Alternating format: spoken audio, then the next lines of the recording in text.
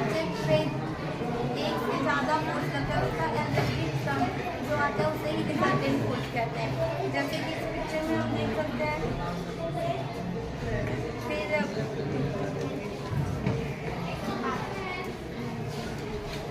Balance force, unbalance force और unbalance force. तो अब बैलेंस फोर्स वैसे फोर्स होते हैं जो किसी ऑब्जेक्ट पे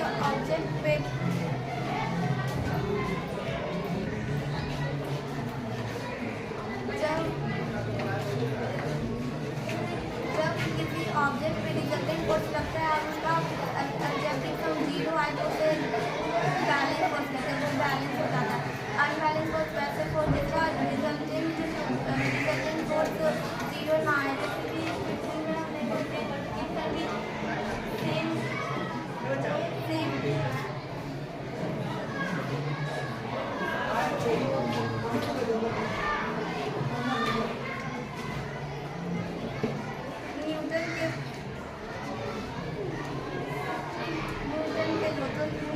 फर्स्ट लॉ को इनर्शिया कहा जाता है। तो न्यूटन के फर्स्ट लॉ के अनुसार according to Newton first law जो बॉडी जब कोई बॉडी रेस्ट में तो वो रेस्ट में ही रहना चाहता है, अगर कोई बॉडी मोशन में तो वो मोशन में ही रहना चाहता है। तो जब तक उस पर कोई एक्सटर्नल अनबैलेंस फोर्स ना लगे।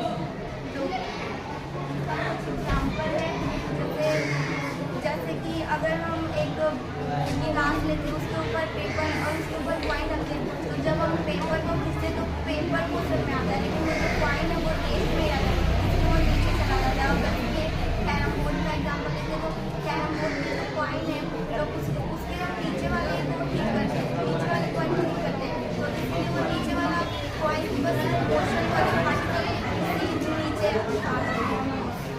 वो रेस्ट में जाना चाहता है। न्यूटन का सेकंड लॉ, तो न्यूटन के सेकंड लॉ के अनुसार जो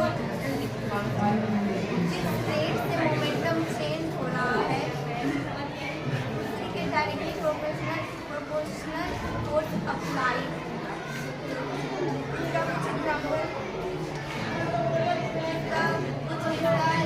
है, जैसे कि अगर हम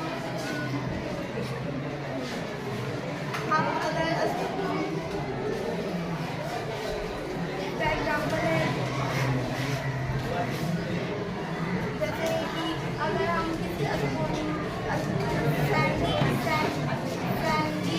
सरफेस पे हम चलते हैं, तो जैसे अगर हम छत से मार्बल या टाइल्स जैसे सरफेस पे कूदते हैं तो हमें ज़्यादा सोच सकते हैं। और अगर हम सैंडी वाले सरफेस पे तो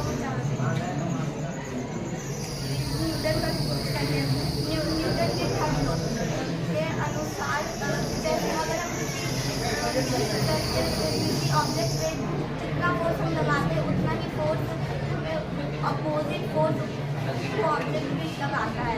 तो जैसे कि अगर हम इसका एग्जाम्पल है कि हम सरफेस अगर हम सरफेस पे चलते हैं तो जिस फोर्स से हम सरफेस पे जितना लगा रहे उतना ही सरफेस पे लगा रहा है। और जैसे एक और एग्जाम्पल है, जब हम बोट